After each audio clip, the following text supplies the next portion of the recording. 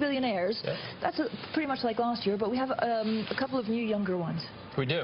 Sheryl Sandberg became a billionaire yesterday. Facebook hit a record high, and as a result, her stake plus the money that she's gotten from selling Facebook shares and a little bit of Google pushed her over the edge. And so what we're trying to get from the billionaires here in Davos is basically, you know, where their next big investment is, and we've also been asking them where they would put $100 million. Right, and a lot of them, almost all of them said stocks. Everyone seems to be extremely confident in the equities markets right now. They believe the interest rates will remain low, that central banks will not do a lot to stimulate the economy, or that they will do a lot to continue to stimulate the economy, that good earnings growth will come. And so stocks over Bitcoins. We asked them if they would invest $100 million in stocks, Bitcoins, or Picassos. Almost all of them said stocks. No one said Bitcoins. Yeah, interesting. Right. That's why they're the billionaires.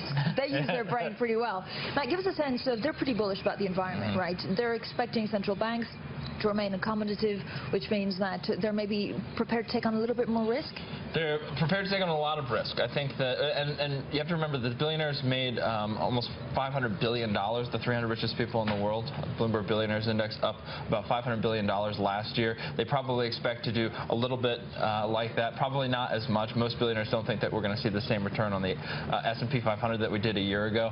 But, you know, they remained willing to take on risk, probably a little bit more M&A activity. I think we'll try and talk to billionaires over the course of this week about what M&A deals might be lurking around the corner. Yeah, because a lot of them do business. So again, this is something that I tried to develop with Hans, is that a lot of times Davos and the World Economic Forum get a lot of flack for the fact there are too many celebrities, that the big important conversations go off track. But actually, this is a mood gauger, right? You come here, you can do deals like we saw with PwC's Omnicom, which actually started here in Davos last year. And that's what we'll try and find out, is basically what makes them tick, but also what kind of next investment, be it M&A or organic growth, they're looking at.